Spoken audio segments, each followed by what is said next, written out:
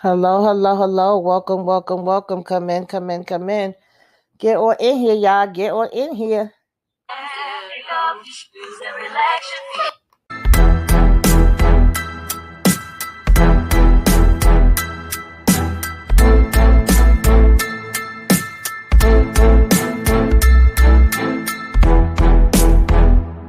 Go lock in with Tamika's Den. Ooh, that's fire. Go lock in with Tamika's Den.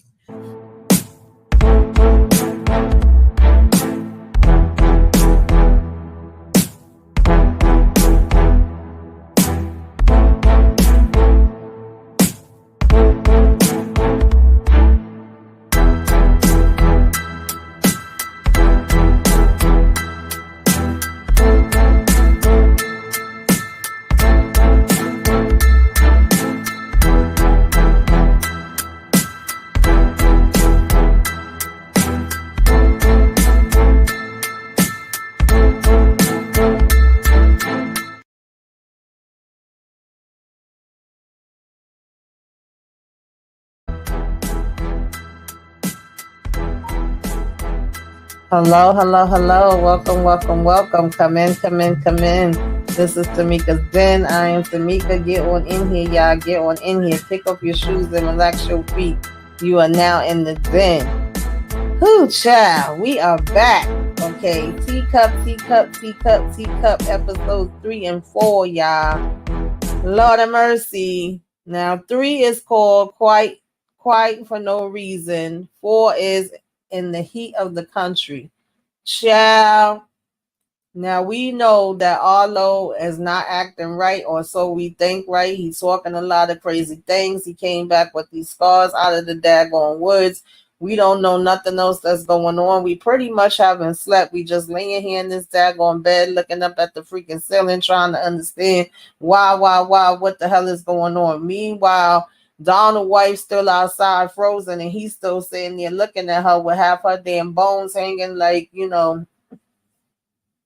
the damn meat hanging off the freaking bones and he just staring at her. So we need to go ahead and get him moved out and we need to get her covered up and we need to figure out what's our next steps. What the hell we gonna do? What we supposed to do, y'all? What we supposed to do? Where do we go from here? Okay, because obviously we can't pass over this damn green line. Now, Mama, go ahead and get up. Daddy, get up. We trying to start the day. She go in there for a minute to check on, Meryl. And Meryl talking about, can you just lay with me for a minute? Although over here still knocked out sleep. And she basically tells Meryl, I need you to put your big girl drawers on. Okay, can you be a big girl for me today? I know that's a lot to ask. Can you be an adult?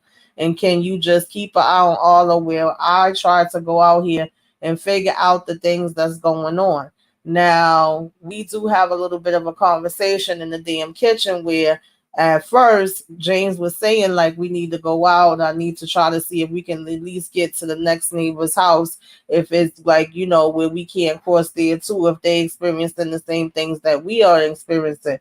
And she pretty much tells him, what you not going to do is think that you going to slip on out of here with your daggone, trick, because she now knows who it was that he had the affair with. Originally, she didn't know, but she caught on because, of course, unknowingly, Izzy talks about the fact that James told her of the story of when Meryl was little and hid inside of the stove, right? And that apparently was something that they had promised they would never tell anybody.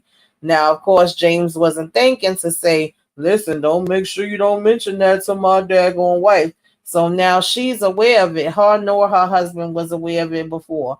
And unfortunately, hubby done woke the hell up and was about to walk out and is in the middle of hearing them say, I know what you did, chick. Okay, I know you was out here messing around with Izzy and now you got them sleeping in my damn house. So what you gonna do is go ahead and take her husband Ruben with you. And he's apologizing, saying he's sorry. And she like, right now, I don't give a damn about that. I don't want to hear that. We got bigger damn fish to fry, more things that we, needed to talk about. And so, or more things we need to be doing, right? We need to figure out what this whole situation is.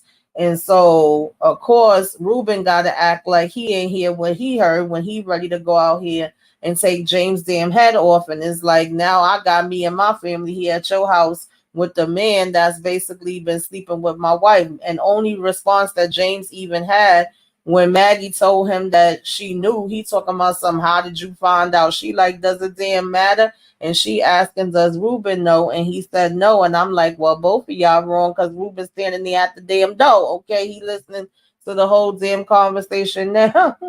So he was saying, let's just try to get through whatever this is, and then they can try to see if they can work through this. But she like, right now, listen, I ain't got time to think about that. I don't care what you feel or what you think or any of those things, right? She says she don't care because she can't. And it's true. Literally, we got a lady outside with her bones falling off. So, like, again, this is the least of y'all problems. Now, him and Ruben go ahead out here, or he was already out there fixing up the horses, and Ruben basically goes out to help him, but not before him leaving a daggone hammer with Maggie and asking her if she know how to use it. And of course, we always want to use safety first, okay, and make sure that we got that target and we don't damn miss, okay. And we also had him stop to give his mom her medication, and her saying that I wish all of this was a bad dream. And it's like, yeah, we all do, but no, unfortunately, this is our reality, okay. And you got Ruben giving his wife attitude, and she don't even understand and know why. She don't know he know either. He just telling her he gotta get the hell up out of there. So when he first go out to there to James, he's kind of giving him attitude, but he ain't catching it either, because he just focused on us going, and do you know how to ride, and are you sure you can handle this? So Ellen, James' mom, and then Izzy go out and they throw this blanket over, Donald's wife, and we try to get Donald. Then, now we're gonna have Maggie just try to treat him. Obviously, he's in shock and he's hurt with everything that's happened with his wife, understandably so. And she's trying to give him a sedative or whatever, and also, help him because his hand is all damn jacked up, right? Normally we would be using this on a daggone horse, but we using it on a human today. And he talks about how, how's your boy, and that Claire, his wife, had always wanted a child and it just didn't happen for them. And once they got to a certain age, they just knew that that wasn't what's gonna be. So now we seeing the animal that's dead out there in the freaking woods or whatever, and we seeing that this blue line child. I don't know how he had time to draw that blue line all the way out here, baby, but he did. And we seeing the snake that half the damn head is cut off. So we like, okay, we can't go the way that we wanted to go. Now what, right? But we still gonna try to see if we could go up and around. And pretty much at this point, child, we know that he know that I know that but at the same time, we gonna go ahead and focus on getting over to this farm and seeing if they could be some, type of help. And we also see the birds kind of flying in a certain direction. And we always know that the animals and the kids is the ones, okay, that pick up on things first. So when the animals and the horses and all of that was acting crazy in the beginning, that was pretty much telling us a sign. And these birds flying all around is giving us a sign too. Meanwhile, Arlo, aka Arbiter, because that's apparently the person who's inhabiting him now. Nicholas is listening to him. He believe him, but Merrill child, got to get these damn names straight. Is pretty much still kind of feeling like Arlo just over here bugging the hell out. It's like, you ain't got nobody else inside of you or whatever. She ain't really trying to hear it.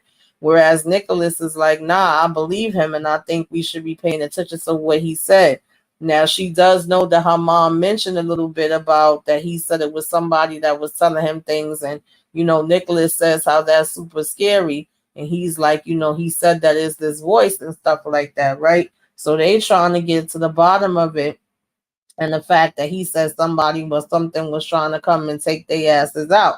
Now we want to know, what do we need to do? And he keeps saying, how to die, how to die, how to die, right? We trapped. And we saying that this assassin is supposed to come get us, but there's a way that we can get out of this, but we need to go now. And Meryl is scared, no shock or whatever, right? So she's basically saying to him, like, stop it. And he's like, I really need you to listen to me right now. You know how you tell me that I have to trust you? I need you to trust me. And he has a jar that has these marbles in it. And when he sees like this rainbow on the floor, I guess that makes him remember. And he's like, it's a way that we won't be trapped, but I need y'all to come. So Nicholas is saying, should we go get your mom? Should we tell your mom? But she's remembering that her mom told her that she need to be a grown up. So she like, nah, we can handle it. We just gonna go, right? Yeah, I said this is important. So we gonna follow him. Like once he said to her, you have to trust me and you have to listen to me now. They do, and they follow him, right?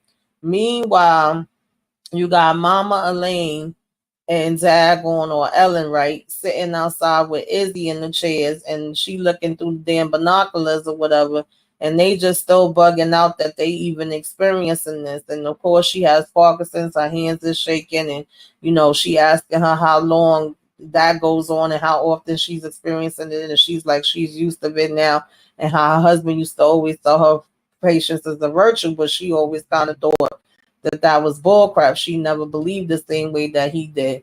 And so, they just having their little talking time. But all of a sudden they seeing somebody walking up and they like, stop, stop, stop, wait, wait, wait. And he apparently already knows all about this. Okay. He's able to cross the line with no damn problem. He talking about some, I come in peace and I'm coming to help. Heading back the other way is a problem, is not coming in, and he's claiming that he knows that what's happening here and that we got people working on it. Okay, we have sent the cavalry, we coming in to help, right? And they tested it and whatever, right? So he's saying he hates to say it, but terrified is a pretty good place to be, that he's understanding how they feeling, and that's the right thing that they should be feeling right now at this point. So I'm like, okay, because we will keep remembering they said don't trust nobody, bitch. So I don't trust you. Now, all those over here pointing to the sky saying Harbinger came from down there, okay, and we done fell right down to where you see this little colorful pile of, I don't know what it is, child, in the middle of the damn rock. And we need to go ahead and pour that into the damn jar. It basically had the same colors as a rainbow, which is why I guess when he saw the rainbow on the picture paper, whatever, that made him remember it as marbles. And so he's planning on pouring it in that marble jar where he poured the marbles out of. And there's a dead deer right next to it. But he's saying if they drink it, it would actually protect them and they would be able to cross the green line. He's also saying it's damn poison. So I'm like, okay, we got to drink poison to cross the line. Meanwhile, you got Ruben and James getting to the damn farm, but baby, it ain't looking good. Everybody and their mother, okay, is gone. They unalived. Is bodies, bodies, bodies. Okay, body over here, body over there, body everywhere, and the damn dogs just sitting outside looking, outside the daggone silo, and here go damn Ruben opening it up, going in, and there's like some tree that's full of colors in there, right? I don't know what the hell it is, but that's the only way I know how to describe it. And the door closes behind him. Meanwhile, James go ahead to walk in the house or whatever, and I'm like, y'all don't got no weapons. Y'all took the horses, y'all left a weapon with them. Maggie, but y'all didn't bring one, but James did have one, but some kind of way he still lets the person get the upper hand on him, even though he sees bodies spread in the house, spread outside. I'm like, well, damn, did the family take out each other? Like, what happened here? It just looked like somebody came in as a massacre. And typical, I'm sorry to say it, but white people in a movie or TV show, hello, hello, hello, is anybody there? As if the person gonna be like, yeah, it's me, the killer. So we just see him get swept up down into the freaking basement or whatever, and it goes off like that. Meanwhile, you got damn Ruben stuck in the damn silo and nobody can hear him. He over here yelling for damn help. So I'm like, just great. Y'all ain't got no kind of backup. Y'all the only two that was supposed to be there for each other. And yet both of y'all are locked basically in different places. He's locked down in the basement, and Ruben is locked in the damn silo with the dogs just sitting back in they damn spot watching the shit because they was already pretty much sitting there and he had ran them off. So nonetheless, come to find out, This is Travis who's down in this basement, and he's like, what do I do? I don't believe you. Why should I believe that you came here looking for help? Your son is sick or whatever, when I done had people doing all kind of crazy shit. I done went through all kind of crazy shit. I don't believe you for a minute. Everybody else here is dead. So yeah, pretty much if I have to, I will take your ass out, and I will probably take me out too, because he already looking like he damn hurt and half damn dead any freaking way, right? And of course, James just keeps trying to get him to calm down and explain to him, no, we came here to see if y'all was dealing with the same thing that we dealing with. We don't know what the hell happened. We don't know what's going on. My son is sick, and he was saying that he hearing damn voices. We found another. No, I don't even think he knew about the lady. I might be adding that in, child. I can't remember. But he telling him as much information as he can, and he was like, I know this is gonna sound damn crazy, but it's the truth. I'm not lying to you. And he's like, at this point, I don't know whether to trust you or not. You could be telling me the truth, but you could be damn lying, okay? I have no freaking clue. So, um, again, don't trust anyone. Don't trust no one's, right? So obviously he's following, and even though this damn family, don't seem to be following it all the way, he like, I ain't taking no damn chances. You could be feeding me a bunch of bull. So he begins to basically kind of go back, because he was saying to him, like, oh, I saw the guy in the mask, and he was putting up signs, and he was telling us, don't cross the green line, and, don't let anybody come in, and don't go out, and things of that nature.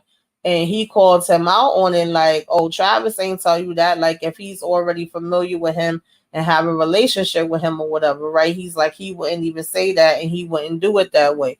So then we go back in time, and we actually find that you know he had already knew him as well. And Donald was able to tell Maggie about the lady being in the daggone park, and she finds Donald's weapons or whatever, and was able to pick that up, and she actually recognizes the lady, right? Previous to this, we just, well, I at least thought it was just some random lady that had been kidnapped and she taken out in the daggone thing. And then now that we hearing all this stuff about Arlo, obviously we could put two and two together, that whatever done came from the sky, okay, was inhabiting her and basically left from her into Arlo. And then of course she got attacked by the daggone rabbit dog. So nobody had even knew she was there until Donald brings up that he saw her there, and then Maggie goes and confirms it. So of course, we got Arlo explaining to them how the jar works, or how what he put inside the jar is gonna work, and we're trying to get back to the house so we can tell them about it. Meanwhile, Izzy and Maggie is still standing here talking to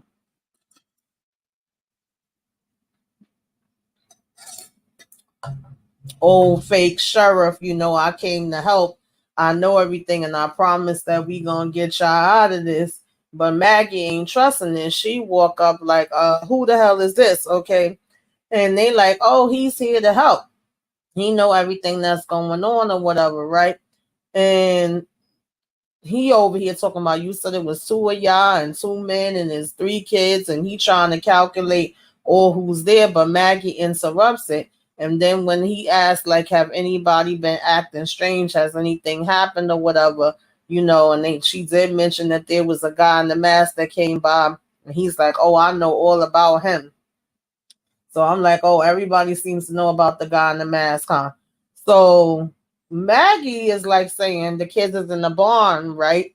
And let her go ahead and bring him to him, because they over here opening their big mouths talking about some, well, Arlo was acting a little strange. She like, oh no, he wasn't acting strange. He just got hurt, and typical kid or whatever. And he had a little bit of concussion, but he okay. And if you want to see him, they in the barn. And Izzy and Ellen can clearly see that there's something wrong, but they don't know exactly what it is. And they like, well, why the hell is she saying the kids is in the barn? We know damn well they ain't in no damn barn. And they like, I don't know, but we know that means that there's something wrong. Because they asking like, well, she was asking, Maggie asked him, was she sick? Talking about, Carmen that she found out in the damn woods. And so, she's letting him know that Donald just said it was a body, and he was like, the body, and he said she was dead. He didn't even realize who she was or whatever, right? So he said, well, actually, yeah, it was something that she had came into contact with something when she was still alive, and it was a real problem, and that they were the ones that were supposed to be making sure monitoring her and finding her, whatever, right? And so here go mama opening her big mouth. Oh, that was right before Donald. Arnold was in the woods, and he had came back and was acting a little funny. So of course Maggie trying to hurry up and talk over her and take it off of Arlo and not bring attention to him, and then say that they was in the barn. So we get him to the barn or whatever, and we talking, still pretty much just making small talk. But then she gets to the bottom of it, like, I don't trust you, I don't know you. How do I know that I could believe you? Of course, she get him upstairs in the barn, and he realized ain't no damn kids in here, whatever, right? And she hits him with the daggone hammer and knocks him out, and then basically ties him up because she was like, we can't prove what's going on. And he had a bunch of zip ties and all this different stuff inside of his bag, and he's been lying since he got here. Now, of all people, I don't know why, but she leaves them Izzy in charge of watching him while she go back downstairs to see, if the kids got back yet, and he talking his junk to Izzy or whatever. And she tries to ignore him. Now, mind you, before she left, she was saying to Izzy, I forgot what exactly she said to her. It'll probably come back to me, but she said something to Izzy, and Izzy was like, "Oh, James was right. You are cold." I said, "Girl, really? That's what you decided to stop and tell her right now, that she is cold because she's sitting here trying to protect her family and her son? She cold. Meanwhile, what you thought you was keeping her husband warm? Like, that just annoyed me." But nonetheless, she's standing here with the weapon, and he's still saying, how they got this all wrong or whatever the case may be. And then he was humming and trying to sing this song, and she was like, shut the hell up. We don't want to hear no damn singing or whatever, right? Because he talking about something, he got this song stuck inside his head, and she was like, yeah, sometimes that happens to people. And she was telling him what it was called, and he was like, I like that. Now, she kept saying, just shut up. Now, mama came upstairs, and she was telling her that she'll be back, and she's like, um, asking her if she want to go down, and mama says, you go. So she leaves mama with a little hammer of all damn things to watch this man while she freaking go, when Maggie had put her in charge. And he over here talking about some, can you wipe his damn face because the blood is getting in his damn eyes? And mama freaking fall for the damn okey doke. Meanwhile, Maggie running in here having a freaking panic attack, and Donald end up waking up and having to calm her down. He's telling her it's human, it's okay, and that his wife used to get those sometimes too, so he understand. Arlo and them is running back to try to get back to the house, but they hear a daggone call. So they go to see who it is, and it's Masked Man again, and he's standing there initially just holding up the damn sign, but then when he notices they got the jar, he's telling them to give it to him. And they like, no, they end up fighting over the damn jar. Nicholas stabs him really by mistake. He didn't mean to. And then the jar got freaking broke. And now we like, oh God, we got to get him to some help or whatever. Let's take him back to the damn house. I'm like, oh Lord of mercy, right? But before they do that, he notices Arlo, and he's like, wait, isn't you now? He's like, I didn't know. I didn't know. So I'm like, well, wait a minute. He recognized him. So, he knows that what the hell was the guy named Harrison? Whatever the hell his damn name is, child. Y'all know who I'm talking about, okay? Is inside of Arlo. And mama falls for the damn okey doke and walks over to Dag on fake ass sheriff to supposedly try to help him or whatever, right? And he ends up blowing in her damn face. Oh, child. And apparently that's all it takes. Whatever was in him is now in her. I assume that he is the damn assassin. So now she got to play it off and untie him to make it look like some kind of way he was able to headbutt her and get loose or whatever, and that she shot him in damn defense. I'm like, so now he turned into the Incredible Hulk and was able to bust out of everything. Everybody gonna believe this? Okay. Meanwhile, Ruben's still stuck there, honey, in a damn trance watching all these lights on this freaking tree that's in this damn silo. Damn dead bodies is still every which way. The freaking dogs is still staring. And we down in the basement with Travis pretty much still having this conversation with James and saying, we got a conundrum. Like, at the end of the day, you could be telling the truth, but I really don't know. I can't take the chance. Like, you see everything that went down here and how all these damn people went freaking crazy and all of that. And so he basically was like, that don't even sound right, because on one hand, you telling me that you could bring me to your wife and your wife could help me, but on the other hand, you basically talking about, oh, well, she's a veterinarian. Which one is it? And if she is a damn doctor, then why the hell didn't she help your son? You just was saying that you originally had been trying to get help from your son because he's sick. And of course, James just keeps saying, I know, it don't sound like the truth and it's hard for you to believe, but I am telling the truth. I'm like, Lord of mercy, you definitely ain't looking good, James. Okay, it ain't looking good at all, boo. Not from where we sitting. So that was basically episodes 3 and 4, honey. What the hell y'all think about this? Because this just really. So we got aliens, I'm assuming, at this point. There's no more me thinking that it's just a bad guy that's just out here for the hell of it. In some kind of way, Masked Man already knows about the aliens, and he knows that some are good and some are bad. And I'm assuming that he was already working with the one that went inside of Arlo, and then he was able to recognize him once he saw Arlo. And if they do drink that stuff that's in the jar, then apparently they would be able to cross the lines. Or I guess if they had the type of gear that Masked Man have, then they would be able to cross that way. Other than that, they can't cross. Where's all the other people in the town? What's going on with them? And how many of these damn things is down here? These are the questions that we need to know. Okay. But we gonna be back for episodes 5 and 6, y'all. This is very intriguing to me, but y'all tell me what y'all liked, what you didn't like, all that good stuff. Okay, like, comment, share, subscribe, subscribe, subscribe. If you are so inclined, give me a wave. Let me know you came by.